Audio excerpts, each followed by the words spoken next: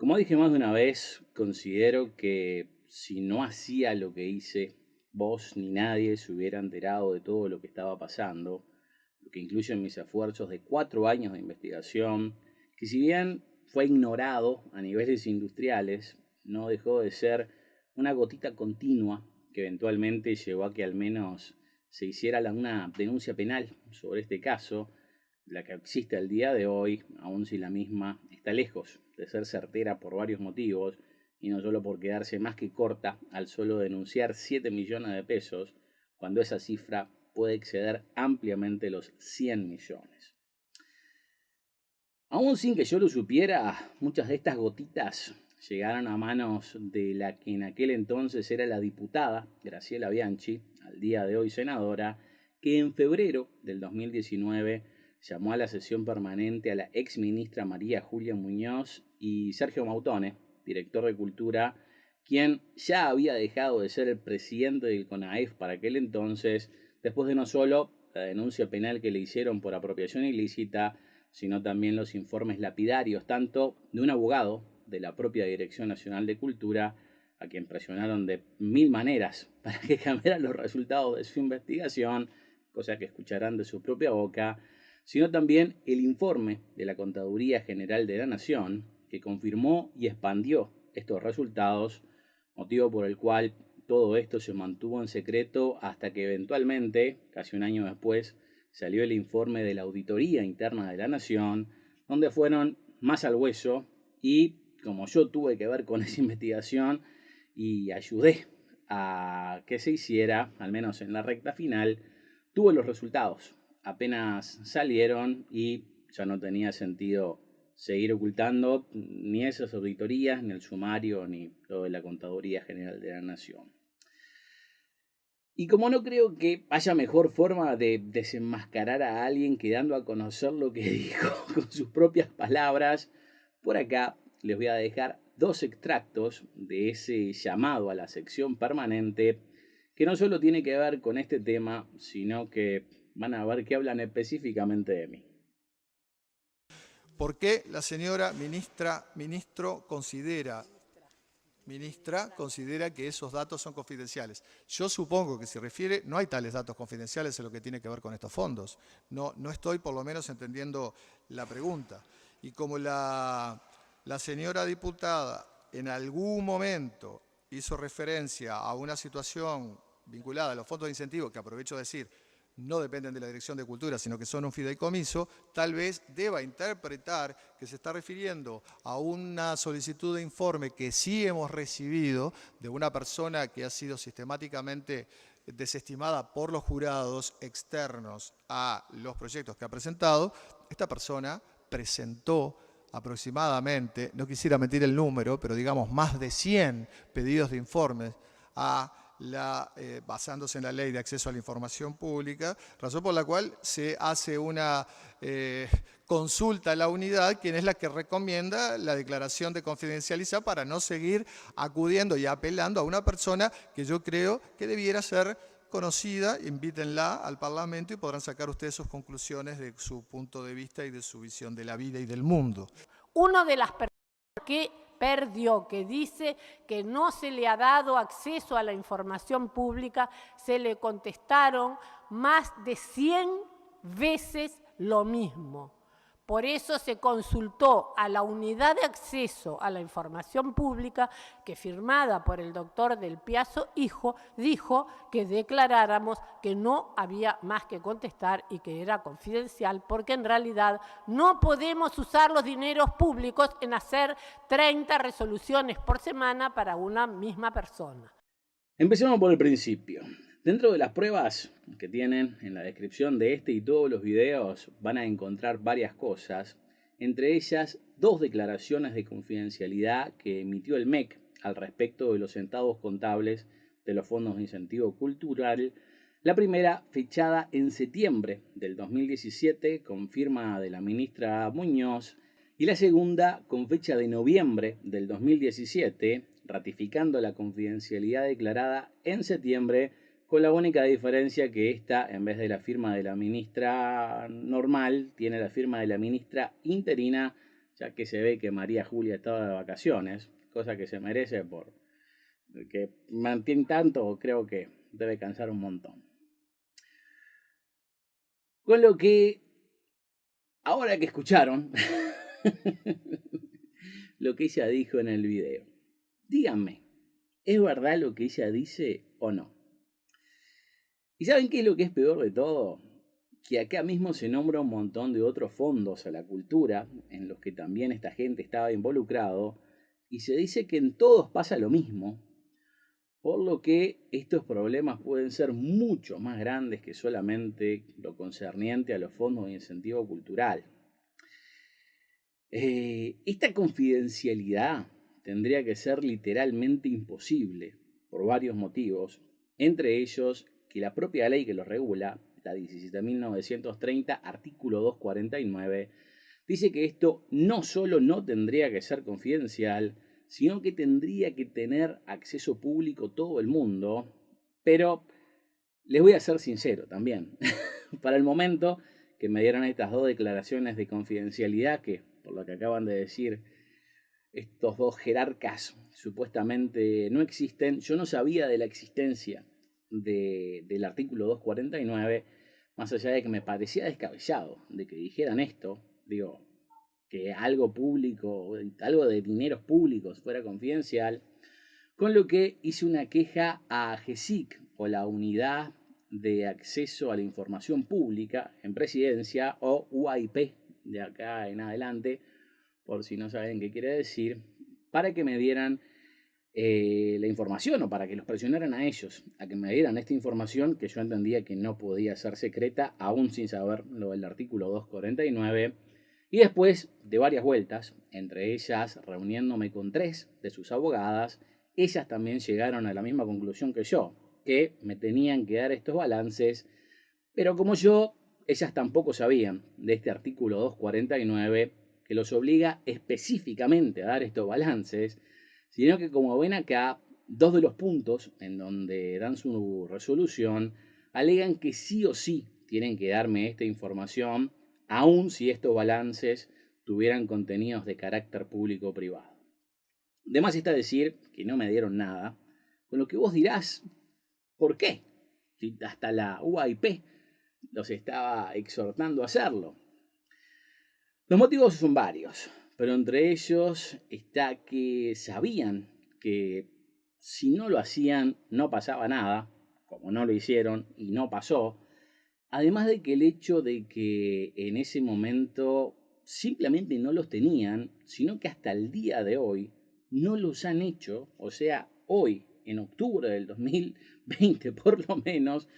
todos los balances de estos años nunca fueron creados. Supuestamente hubo al menos 2 investigaciones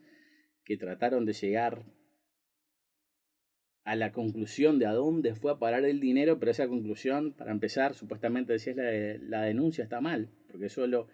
está denunciando un faltante de 7 millones, lo que es imposible. Así que, por más que la UAIP de todas formas no podía hacer mucho a la hora de pedir que me dieran estos balances, aun si le ponían una pistola en la cabeza a la ministra Mautone y todos los del FI, no podían darme algo que simplemente no existía. ¿Y cómo se puede comprobar que esto no existía? Por el simple hecho que esto es lo que dijeron a mediados del 2019, o sea, esto de que lo declararon confidencial y por eso no me dieron el material, pero uno de los hallazgos de la Auditoría Interna de la Nación, que se terminó en julio del 2019, dice que no tenía número de RUT, esto siendo lo primero que necesitan para presentar este informe donde sea, aparte de que dice que no lo presentaron, pero el tener el número de RUT es como el primer paso para poder presentarle estos informes a alguien. O sea que no solo no lo presentaron, sino que de haberlos hecho, cosa que no hicieron, no tenían forma de dárselos a alguien que los chequeara en otra parte del gobierno, recién tramitando su número de RUT en diciembre del 2019 y como consecuencia de las observaciones que hizo la Auditoría Interna de la Nación, lo que demuestra que nunca tuvieron ni intenciones de hacer lo que dice el artículo 249, ya que de haberlas tenido, primero tenían que tener ese instrumento del número de RUT para presentarlos en algún lado, pero nunca ni siquiera lo tramitaron. Este es el motivo por el cual me declararon la información confidencial por partida doble, lo que espero que se sume a otra de las denuncias de la causa. Porque esto ya no es cosa de que no cumplen con la ley, que no presenten balances, que se roben la plata y todo lo otro, sino que se animan a mentir en cámara en el Parlamento, y si no fuera por este video que yo estoy haciendo ahora, vos nunca te enterabas de ello y ellos se salían con la suya, habiendo muchas más cosas que nadie informa y por eso vos nunca te vas a enterar de todas las otras chanchadas que se cometen por ahí. Por eso es que tuve que hacer esto. Si no, ¿de qué otra manera te enterabas? Lo del punto de la dependencia de los fondos de incentivo cultural con la Dirección Nacional de Cultura ya lo mencioné anteriormente, pero para dejarlo claro en forma rápida, mientras Mautone dice, o acaba de decir en ese video, que no dependían de la Dirección Nacional de Cultura, no solo siempre lo hicieron desde su creación, sino que la Auditoría Interna de la Nación lo reafirmó en julio del 2019, o sea, meses después de que él dijera eso, más allá del perjurio que cometió la asesora legal de la Dirección Nacional de Cultura, Marta Romero, para que esta separación al menos sea posible a través de un fallo judicial que logró a través de, o en medio de la denuncia que yo les presenté por daños y perjuicios, pero de eso ya les conté, y de todas formas es algo que ni siquiera había pasado, ya que, reitero, esto Mautone lo dijo en febrero del 2019, la sentencia de esta teórica separación, porque no es teórica, o sea, la jugarreta que hicieron para convencer al juez es lo que la hace teórica, pero el hecho de que hayan convencido al juez y el juez haya hecho una sentencia al respecto la hace real, práctica, completa y teniendo que aplicarse. Pero esto se llevó a cabo en septiembre del 2019 y la propia Romero, una vez que tuvo este resultado, hizo la primer consulta al MEC al respecto en octubre del 2019, o sea, estamos hablando de 8 meses después,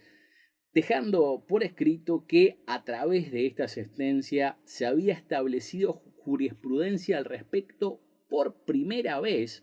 con lo que si esto era por primera vez en septiembre-octubre del 2019, nada de esto había pasado en febrero de ese año, que es cuando lo dijo Mautone como algo real,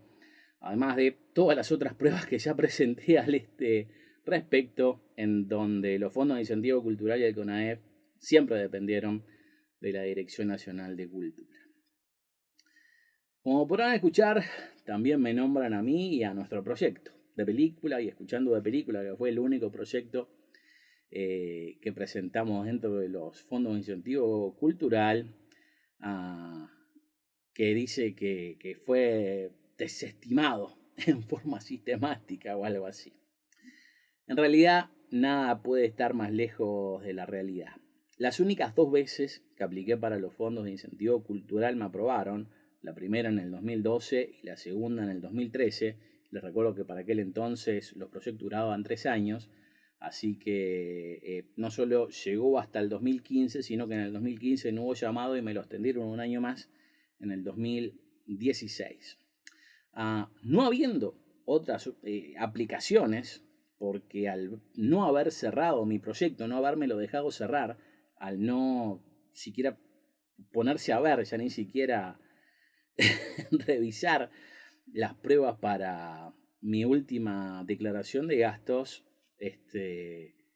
no solamente me dejaron en un limbo ilegal, en donde no tengo derecho a aplicar siquiera para los fondos de incentivo cultural, haciéndome esta trampa simplemente para cortarme el diálogo, entre otras cosas para que no me fuera posible aplicar y así los dejara de joder a futuro, o al menos eso era el plan. Obviamente no lo lograron. ¿Y cómo puedo decir esto con tanta seguridad? Porque entre otras cosas, nuestro programa recibió declaraciones de interés cultural por parte de 4 ministerios y 14 departamentos, este programa tan terrible que fue desestimado por los jurados, con la particularidad que la primera declaración de interés ministerial vino a través del Ministerio de Educación y Cultura, y adivinen quién la firmó.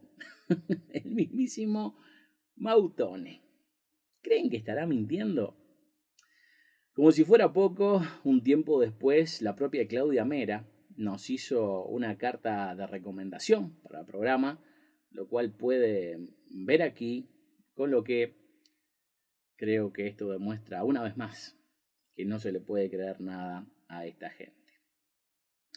Siguiendo con lo que dice Mautone, hace referencia a mis pedidos de acceso a la información pública, que es verdad, hice un montón y me alegra saber que los volví locos.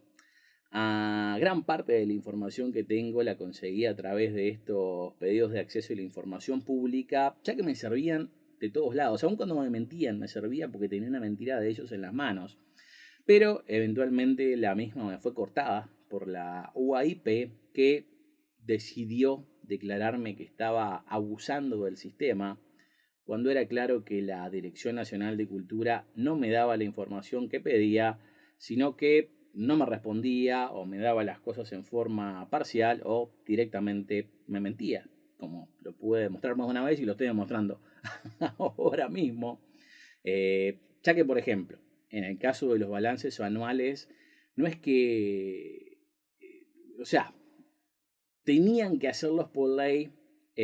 pero aun si quisieran dármelos, no me los dieron porque no los tenían y por eso los declararon confidenciales por partida doble. Y entre otros casos, pienso que ellos no anticipaban que yo iba a poder demostrar sus mentiras, como por ejemplo con lo que les comenté de la borrada de noticias de su página, cuando por suerte yo ya medio que había salvado toda la información que me interesaba, o por ejemplo cuando en su oficina, creo que en noviembre del 2017, fui llamado junto a mi contador, Claudia Mera, y el contador de los fondos de incentivo cultural, a firmar un documento para declarar el pago de recursos humanos como renta, o sea, lo que vendría a ser mi sueldo de la plata que había recibido, para después decirme por escrito que era algo que habían creado solo para mí y para ser usado por única vez, cuando claramente no contaban que yo había grabado la conversación que tuvimos en ese momento en su oficina, en donde tanto Claudia Mera como el economista Sebastián Ruiz, el ex contador del CONAEF, los Fondos de Incentivo Cultural, no solo me dijeron de usar esta opción, como lo hacían todos los otros proyectos que estaban en mi misma situación, sino que también iba a ser necesario usarlo de nuevo para el dinero que me quedaba por cobrar, así las cuentas balanceaban. O sea que mintieron por escrito en esa respuesta de la solicitud de acceso a la información pública, diciendo que lo habían creado solo para mí, por única vez, lo que entre otras cosas es trato especial, solo para mí, digo, por más que me convenga trato especial, como hicieron con muchos, pero de la forma que me lo vendieron es que primero era un papel que ya tenían listo, o sea que evidentemente se lo dieron a alguien más, como podrán escuchar en la conversación, lo tenían a mano listo para que usara cualquiera, pero en la conversación también van a poder escuchar que el motivo para usarlo es que este era el sistema que tenían para usar con todos los otros proyectos y yo mismo tenía que usarlo de nuevo con el dinero que me faltaba cobrar. Así que, gracias a Dios, existen los grabadores. Por acá dice otra cosa interesante con respecto a los pedidos de acceso a la información pública, siendo que consultaron a la UAIP al respecto y ellos eran los que declararon eh, que me declararan, valga la redundancia, esta información como confidencial. Tengo que decir que cuando escuché esto por primera vez, que lo estaban diciendo en el Parlamento, me entró la duda si esto era así o no. Eh, Aún así, por ejemplo, tengo, como también ahora tienen ustedes dentro del paquete de pruebas, la declaración de la UAIP en donde dice que esta información no solo no es confidencial, sino que también tienen que dármela. Pero como que en ese momento todavía me quedaba un poquito de fe en la humanidad y me costaba creer que alguien se animara a mentir de esta manera en el Parlamento, que no sé si es tomado tan serio como mentir en la Corte, pero sabiendo que la asesora legal de la Dirección Nacional de Cultura, Marta Romero, mintió al menos 2 veces en casos de este tipo y le salió bien la jugada, como que aún si mintieran en la Corte, no tendría que sorprenderme en todo. La cosa es que con la demora que tuve para hacer esto, logré algo que me costó un montón. O sea, con la demora que tuve para llevar adelante estos videos y finalizar mi vida, entre otras cosas, eh, logré una reunión con el doctor Del Piazo, el presidente de la GESIP y la UAIP, a quien fui a preguntarle si esto había pasado, ya que como pueden escuchar en ese video, no solo nombran a la UAIP, eh, siendo los consultados por este tema, sino específicamente el doctor Del Piazo, presidente de esta unidad, grabación que tuve que van a poder encontrar también dentro de las pruebas. Según el doctor Del Piazo, cosa que me dijo hace literalmente 2 días, al momento que estoy grabando esto, el 16 de octubre, lo estoy grabando el domingo 18, en un rato que me dejaron libre acá en la casa. Según esto, la UAIP, o según él, la UAIP no declaró esta confidencialidad ni puede hacerlo, ya que según la ley que los regula, la 18.381, artículo 9, tienen muy pocos parámetros para declarar esta confidencialidad y ninguno de ellos aplica en este caso, sino que, como ven, ellos mismos por escrito dijeron que era todo lo contrario, pero que en todo caso asume que capaz que se estaba refiriendo a la declaración de abuso, pero ese abuso no aplica para estos pedidos porque el abuso se hizo más de un año después. Hice muchos más pedidos entre medio. Lo que hasta ahí estoy seguro que sea cierto. Como sea, la ex encargada de la UAIP, la doctora Gatti, me dijo en el 2017 que desde ese tiempo, cosa que también van a tener dentro de las grabaciones, los abogados de esta gente los estaban presionando para que me declararan lo del abuso, pero como la escucharán a ella misma decir, esto no podían hacerlo porque el concepto de abuso no era algo que estaba previsto en la ley. Era, digo, como decir que no podía hacer pedidos de acceso a la información porque no me había bañado. Digo, era algo ridículo, más allá de que de todas formas eventualmente lo hicieron, con lo que sinceramente no sé de dónde salió la idea, pero sí por lo menos puedo probar que por lo menos un año antes de que me declararan el abuso, esta gente ya los estaba tratando de presionar para que lo hicieran. Según me dijo Del Piazo, presidente de AGESIC, yo soy uno de 2 casos en donde se inventó esto del abuso. No sé si quién fue primero, si el otro o yo. Pero en ambos casos era para estos pedidos específicos que hicimos y por eso no solo pude hacer más pedidos de acceso a la información después de eso, sino que me dijo que era un error lo que hizo el Ministerio de Educación y Cultura actual al decirme que no me daba la información que la UAIP los estaba exhortando a darme en el 2019 basándose en el abuso del 2018 y que por eso hiciera una queja al respecto.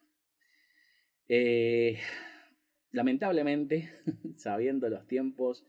de todos los involucrados, sobre todo el tiempo que se toma la UAIP en dar una respuesta en donde no creo que nunca me la dieron dentro de sus tiempos legales,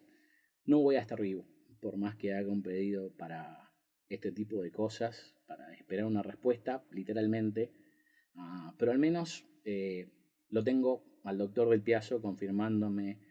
que lo que dijo Mautone no era verdad tampoco en este caso.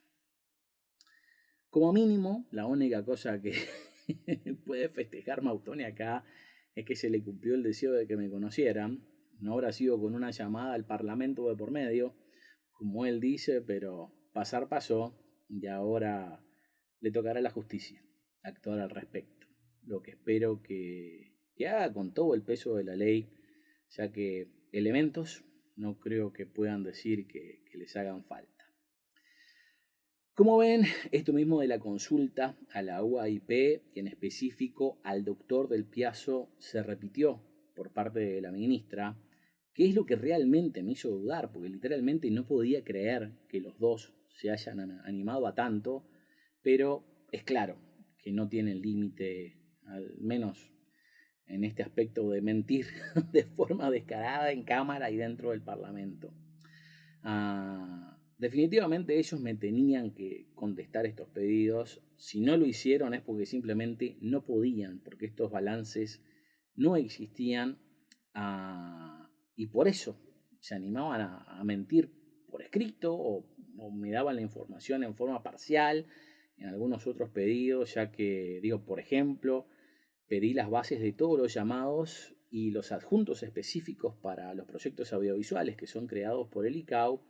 y creo que cuando me respondieron esa solicitud me dieron las bases de 3 llamados y nada concerniente al ICAO. Y después me dicen que, que por qué sigo haciendo pedido de acceso a la información. Este es uno de los motivos, porque me dan la información en forma parcial y no lo que estoy pidiendo. En la conversación con Del Piazzo, él, bueno, en realidad no sé si su asistente o otra de las abogadas me dice que lo que tendría que haber hecho es preguntarlo de otra manera y con eso capaz que evitaba el abuso.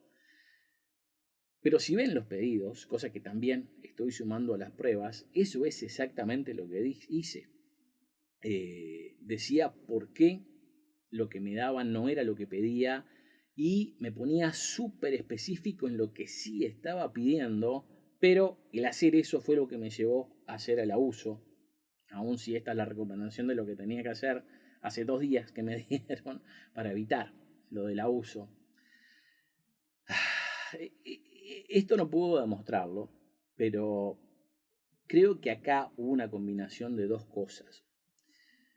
Los del ministerio salieron con la excusa de que no podían usar dineros públicos para esto, ya que asumo que era mejor que ellos se lo robaran directamente. Y la cosa hubiera sido 1000 veces fácil si me respondían las preguntas de una sin tenerlas que hacer una y otra vez o tratar de encajársela por diferentes lados,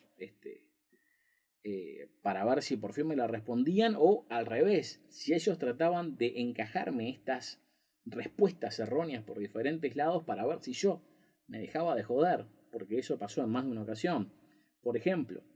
una de las cosas que había pedido era la lista de proyectos que habían sido admitidos en los fondos de incentivo cultural fuera de llamado, y la respuesta no fue la lista de esos proyectos, sino el medio para buscarlos, en donde se suponía que tenía que estar dentro de su página web, a lo que yo respondí que esa información tendría que estar ahí, pero no lo estaba, y aún de estarlo no se podía diferenciar, ya que estos proyectos fuera de llamado eran identificados con una letra diferente, y esa letra no estaba dentro de esa lista. Lo que no, por más que dije esto, me trataron de dar esta información en forma presencial en un primer momento. O sea, me hicieron ir al MEC a retirar esta respuesta y me negué a firmarla porque, digo, al recibirla me di cuenta que no era lo que pedía. Después me mandaron la información por email por parte de Claudia Mera, a lo que respondí que no era lo que pedía y que porque ahí no estaba esa información que yo estaba buscando, y en todo caso el punto es que esta información tendría que estar ahí, pero no estaba, para que después me lo tratara de dar Romero en su oficina, cosa que van a poder escuchar en el audio de la conversación que tuvimos, donde también me rehusé a recibirla porque no era lo que pedía, y cuando hice la queja a la UAIP, me mandaron exactamente la misma información, en donde ahora le explicaba a la UAIP por qué esto no era lo que pedía, siendo cada vez más específico y largo en los mensajes para que se supieran por qué lo que me daban no era lo que yo necesitaba. Eventualmente, por más que hice esto, el resultado fue que estaba abusando del sistema y no pidiendo algo que no me estaban dando. De no creer. Según la ley de acceso a la información pública, como podrán escuchárselo decir a la doctora Gatti, y también lo mencionó el doctor Del Piazzo, si no me equivoco, hay otra forma, o sea, en el caso de que este camino de que la OAIP exhorte al ministerio o a la oficina pública que te dé la información y no te la da, puedes ir a pedirla adelante de un juez. Pero lamentablemente esto solamente se puede hacer a través de un abogado y como les contaba, les conté antes, es algo raro, muy, muy raro que pocos abogados saben hacer. Mucho menos te lo hacen gratis, ya que traté de buscarlo por todas maneras. Y tanto es algo que tenés que pagar sí o sí, o sea, no es como otras demandas, como por ejemplo una laboral, en donde por ejemplo capaz que tenés que esperar a que te paguen y ahí le das un porcentaje al abogado. Acá no solamente tenías que pagar por estos expedientes que no me estaban respondiendo, sino que tenía un montón de expedientes que no me estaban respondiendo. Digo, a esa altura tendría unos 15. Y si bien nunca encontré a alguien que me lo hiciera, obviamente pagar un abogado no es barato, menos para una cosa así tan especializada, con lo que estaríamos hablando de miles y miles de pesos. En todo caso, estas negativas se agudizaron o esta decisión final de declararme el abuso en lo que pueden ser presiones del MEC hacia la UAIP, se agudizó con mi último set de preguntas, en donde fui al hueso con varias cosas, preguntando por cosas que no tenían que ver solamente con los fondos de incentivo cultural, sino que estaban relacionados a ellos en forma tanto directa como indirecta, por más que toda la información que estaba solicitando era pública o tendría que serla. Al preguntarle los causales de la renuncia o de cómo se fue Claudia Mera de los fondos de incentivo cultural o la renuncia de alguno de sus contadores, además de la conexión que había entre los fondos de incentivo cultural y el festival FIS, que es una joda bárbara, ya que como pueden ver acá en su propia publicidad, esto era producido por los fondos de incentivo cultural, lo que no tiene sentido, porque los FI no producen nada, es una oficina administrativa que apenas reparte plata. Pero ¿qué pasaba? Esto hacía referencia, sin querer, y fueron tan bobos que lo pusieron por escrito en una publicidad, pero hacía referencia a varias jodas que hicieron entre ellos, como que, por ejemplo, este festival prometía a las empresas la devolución del 100% de los aportes, o sea, no 55% como si fueran un proyecto de Montevideo, no un 35% como si fueran oficial, no un 65% como si fueran del interior, sino el 100% de los aportes como si lo estuvieran donando al fondo global, o sea, directamente a los fondos de incentivo cultural. Y creo que acá, una vez que se dieron cuenta de que yo sabía de esta joda, hicieron hasta lo imposible para que me declararan lo del abuso, para ni siquiera tener que mentir al respecto de este tema, porque ya aún una mentira los estaría deschavando en esto, que fue una de las cosas más graves que han hecho. Digo, no sé si más graves porque hay tantas, pero está ahí en el top 10 por lo menos. Y de eso también van a encontrar grabaciones dentro de las pruebas en lo referente al organizador de este evento, que no lo conozco, no sé quién es, no le conozco la cara, pero como escucharán, le dicen el Flaco Neto, que asumo que ahora que hay sumariados y una denuncia penal debe estar sudando sangre. Y la verdad que no lo culpo, porque no es para menos, ya que Creo que esta gente lo primero que va a querer hacer es salvarse de ellos. Y el Flaco Neto va a quedar al final de la lista de los que se podrían salvar. Digo, al menos es lo que tendría que pasar con el Flaco Neto y con toda esta gente, ya que sinceramente no sé qué esperar del sistema judicial. Asumo que si vos que estás viendo esto ahora llegaste hasta acá, podrás coincidir conmigo que esto era mi única y última opción, ya no en teoría, sino que como verán, traté absolutamente todo para que esto saliera a la luz, siendo ignorado por todos los frentes. Y pese a eso, y pese a que aún tenemos una denuncia penal de por medio creada por el MEC, no se hizo como se debe, ya que, por ejemplo, ni Alejandro Denes ni Marta Romero están siendo procesados, por lo menos todavía, cosa que asumo que es posible que pase si Mautone, Mera y compañía empiezan a confesar las cosas para salvarse ellos, pero sinceramente no sé si se dará. Obviamente tendría que darse, pero acá hay intereses políticos de por medio y nunca se sabe qué es lo que puede pasar en ese caso. Si a vos, si vos te robás un pan porque tenés que darle de comer a tus hijos, seguramente vas en cana. Esta gente definitivamente tiene coronita, entre otras cosas. Hay cosas que yo sinceramente no le encuentro explicación a muchas de las cosas que pasan y con esto hasta de la coronita, que no tienen ni pies ni cabeza, que se hayan dado hasta durante este proceso, porque para que tengan una idea, después de que pasaran estas irregularidades y mientras Claudia Mera estaba en las cortes acusada por la primera apropiación ilícita después de todas estas jodas que cometió, estaba dando seminarios de gestión cultural en la Universidad Católica. Como si ella fuera la experta en esto, te pudiera enseñar cómo hacer las cosas bien, a no ser que esta sea una clase para que te enseñe a hacer las cosas mal, que fue lo que ella hizo, porque si no, ahora no estaría sumariada y con una denuncia penal de por medio. Y otra que tendría que caer es la ministra, al punto de que me asombra que hasta ahora, por lo menos en la prensa, no haya sido nombrada. En este caso, al menos esto era lo que pensaba hasta que me acordé que la vieja esa prueba de balas, no sé cuántos se acuerdan del accidente de tránsito que tuvo en el 2009 cuando era ministra de Salud, no ministra de Educación, mucho antes de entrar al MEC, pero en ese tiempo ella atropelló de atrás a una moto y resultó que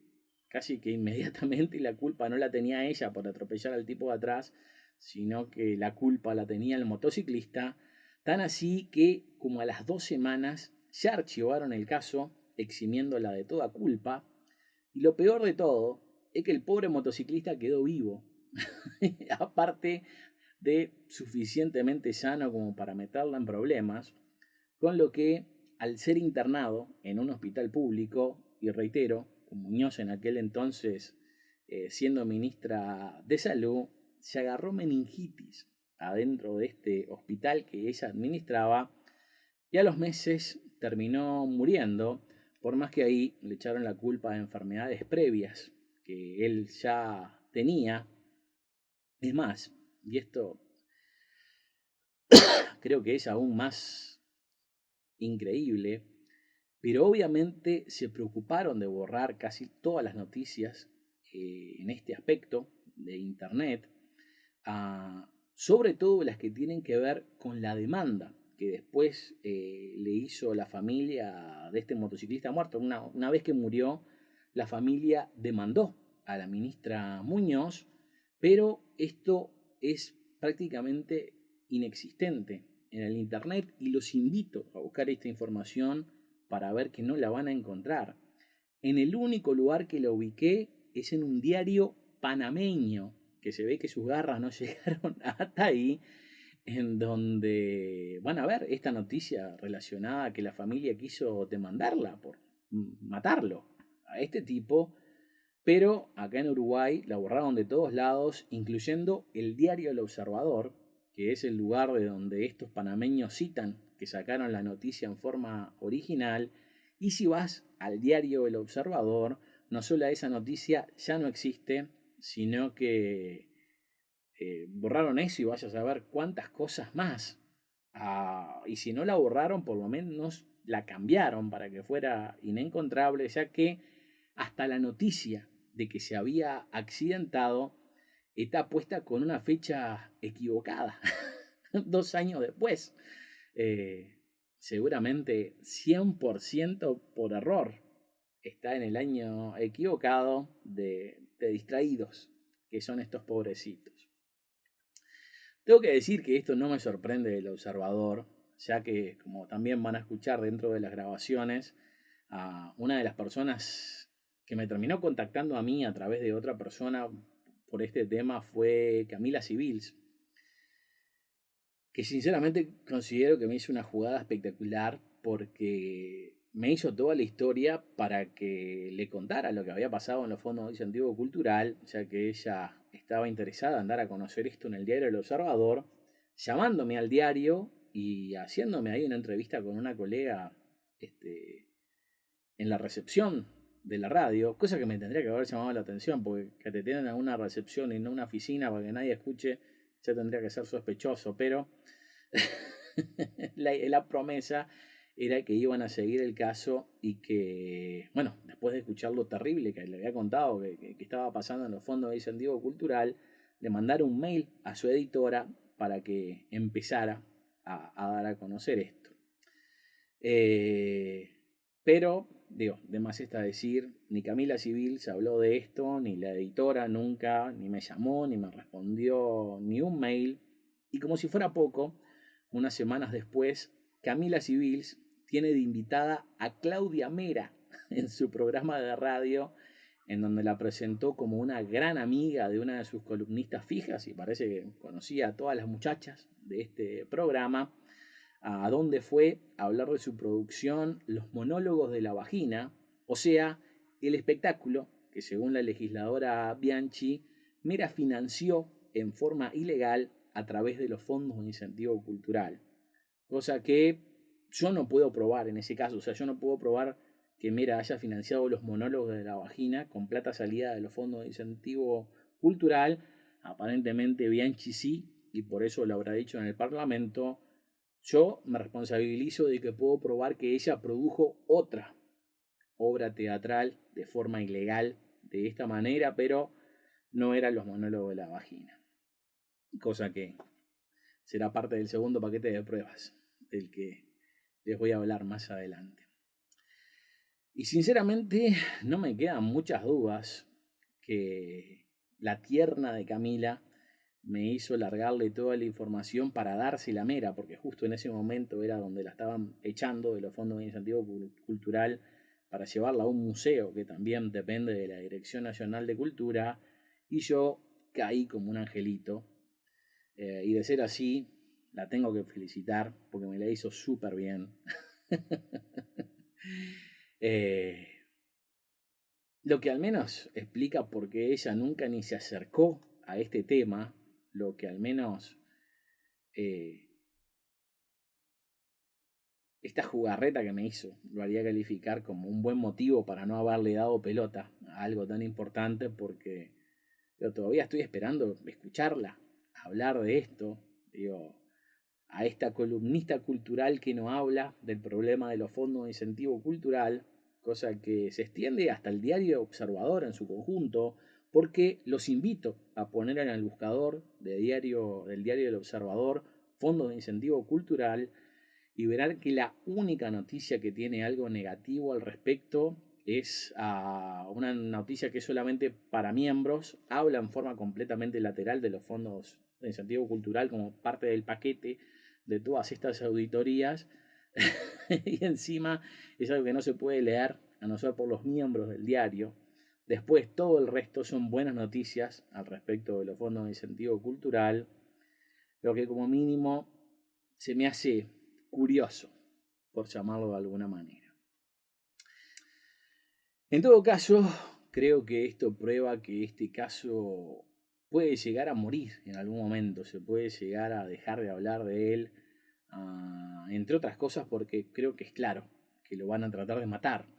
como han hecho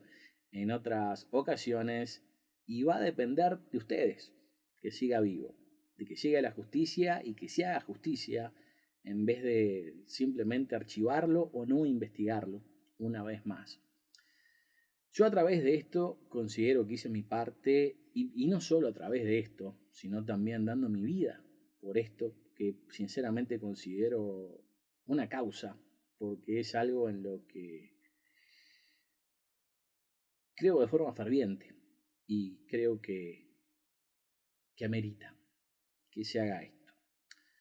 Con lo que les solicito que hagan lo posible para que esto no pase al olvido, como por ejemplo la denuncia de los familiares del motociclista que mató a la ministra Muñoz,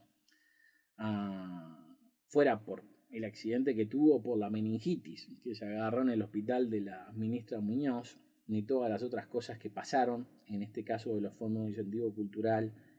que por varios motivos se quieren barrer abajo de la alfombra. Sé que este es el momento para hacer lo que tengo que hacer yo, pero de acá en más está en sus manos que esto llegue a buen puerto. Yo hice lo que más se puede hacer para que esto se dé a conocer. Creo que, a no ser hay muy poca gente que se animó a dar su vida por una causa que creyó justa, porque si dejamos que una cosa más de esta pase, va a seguir perpetuándose el hecho de que esta gente no tenga límites y por eso tenga carta libre para seguir cometiendo abusos, teniendo que ser nosotros los que los paremos, aun si nos cuesta la vida, en mi caso, literalmente. Como sea, al momento de escuchar esto yo ya la di para que la lucha por la verdad y la justicia sea al menos un poquito más posible de acá en adelante, pero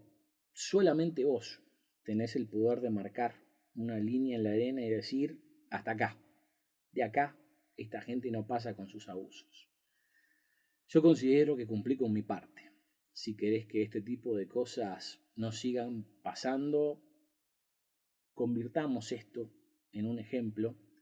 aun si tenés que pelear contra este gobierno, la prensa y la justicia, cosa que yo les puedo predicar a ustedes porque es lo que hice durante años. No estoy hablando de la teoría